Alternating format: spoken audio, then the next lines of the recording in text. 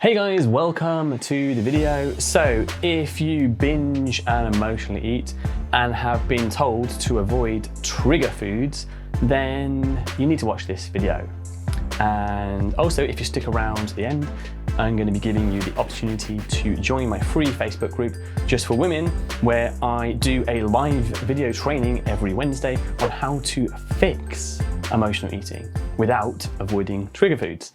So let's get into the video. So a lot of people binge and emotionally eat, and we can label it as different things. So binge eating, emotionally eating, urges, cravings, food addiction, sugar addiction, uncontrollable eating, mindless eating, boredom eating, all these things. But if we were to combine those into one and label it as one thing, we could define it as going against your decisions around food. So wanting one thing, thinking one thing, and then being pulled to do something that you don't really want to do. So violating decisions around food was how I like to define it.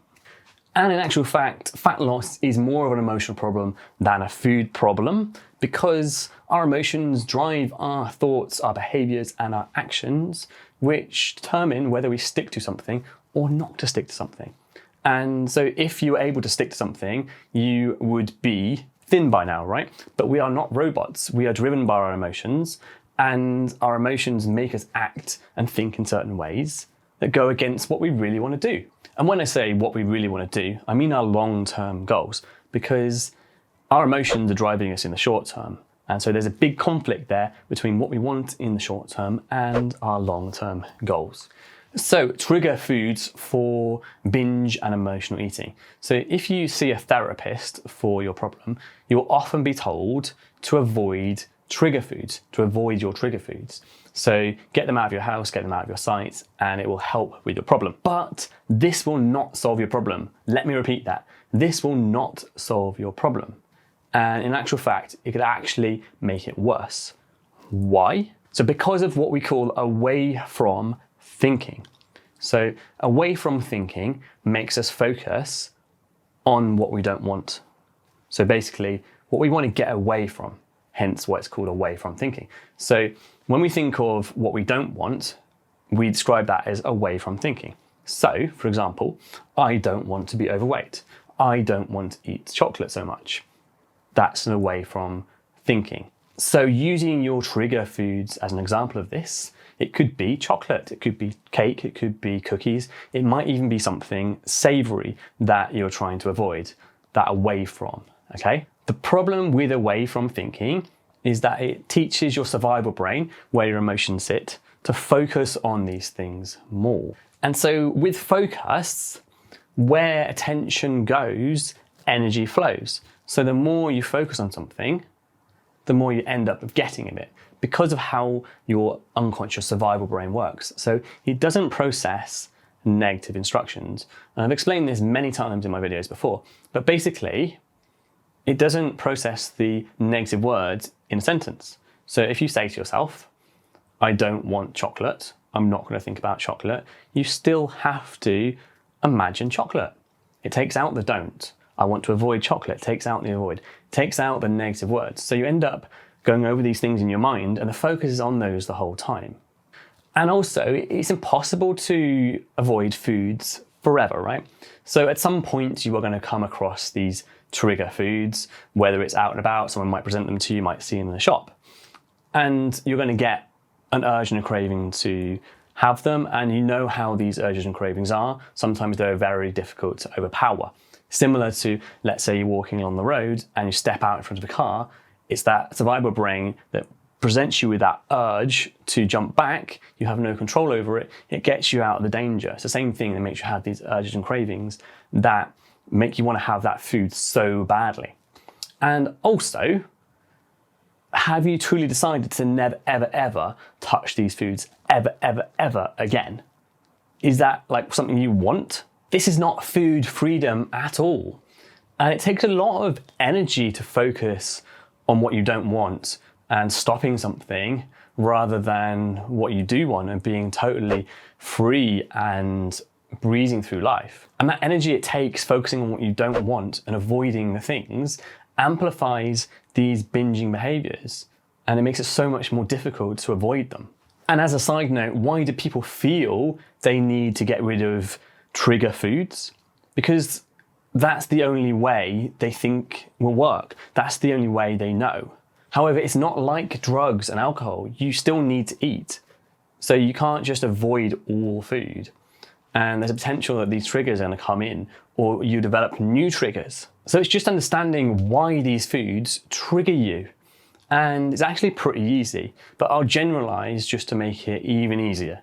So what happens is you will be in a negative state. So you'll be feeling some kind of negativity. So it might be anger, it might be sadness, it might be just boredom, it might be some kind of stress.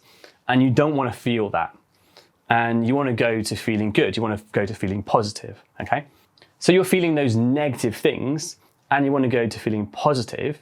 And so your trigger food is something you have taught yourself, your brain, to get you from here to here.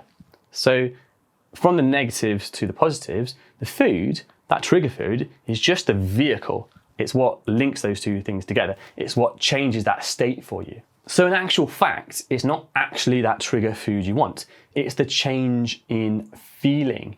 You have just taught your unconscious survival brain that food is the quickest and easiest way to get that change in feeling.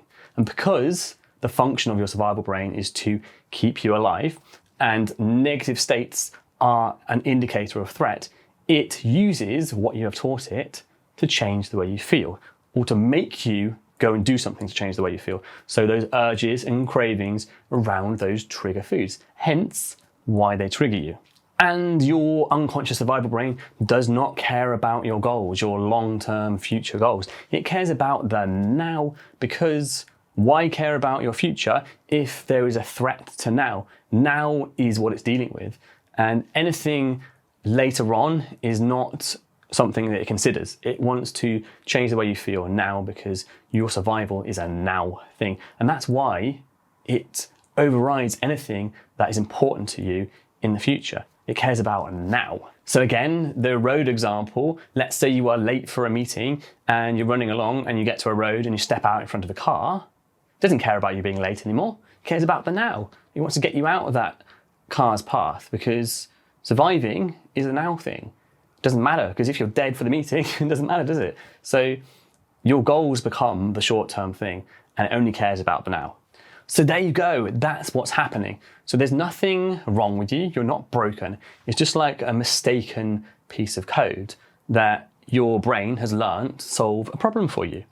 And the solution is not trying to avoid those trigger foods because like I said, your unconscious mind doesn't process negative instructions. So if I say to you, don't think of a black cat, what comes into your mind? A black cat. Because you can't process the negative, you have to process that sentence. And you end up focusing on those things. So what you need to do instead is be able to create a replacement vehicle, a replacement pathway. So remember I said, it's like getting from here to here, and the food is the pathway. So we have an analogy for this, which I call the forest analogy. So if you imagine walking through a forest with thick, deep undergrowth, it's really hard to get through, right? You have to push through and smash down some of the plants. Now, let's say after a few minutes of searching, you find a little path where some voles and some little animals have taken. And this route is slightly easier just because they've carved out a little bit of a road, like it's hardly anything. And over time, other bigger animals start to find this as well. So the foxes and maybe the deer as well. And they make it wider because they're bigger and they wear it down more, they push away the undergrowth.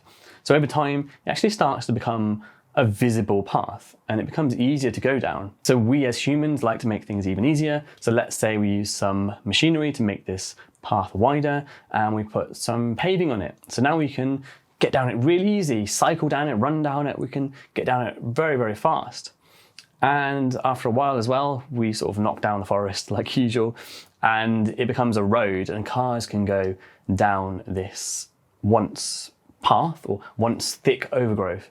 So in the start, it was super, super difficult and you couldn't hardly get through it at all. Now it's super quick. You can go down it at the speed of a car. And this is what a neural mental roadway or pathway is like. So the old one that you're using at the moment with the urges and cravings for food is like this motorway, or the cars are zooming down it. And the new one that you haven't created yet is like the thick undergrowth. You can't yet travel down it. And so what you need to do is build a new pathway in a different way to get this positive feeling, okay? And what happens when you don't use a pathway, when you don't go down a forest, or don't go into a forest for a while and no one uses that road, it starts to overgrow again.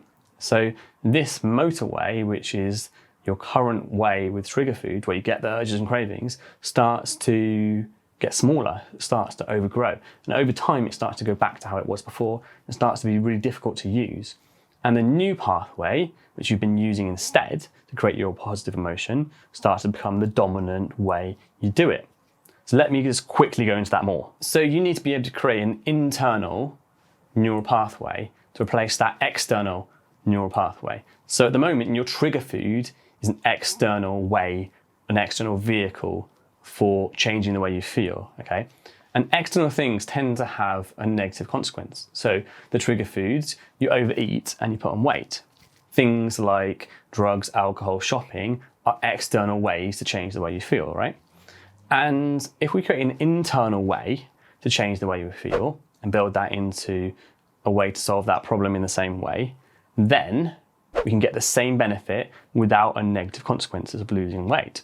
And this is what I do with my clients when we fix emotional eating. So I'd like to actually give you an opportunity now. So if you are a driven woman who really, really wants to solve her problems around emotional eating and are ready to invest in yourself to fix this problem for good, then I am opening up some spots in my one-to-one coaching program.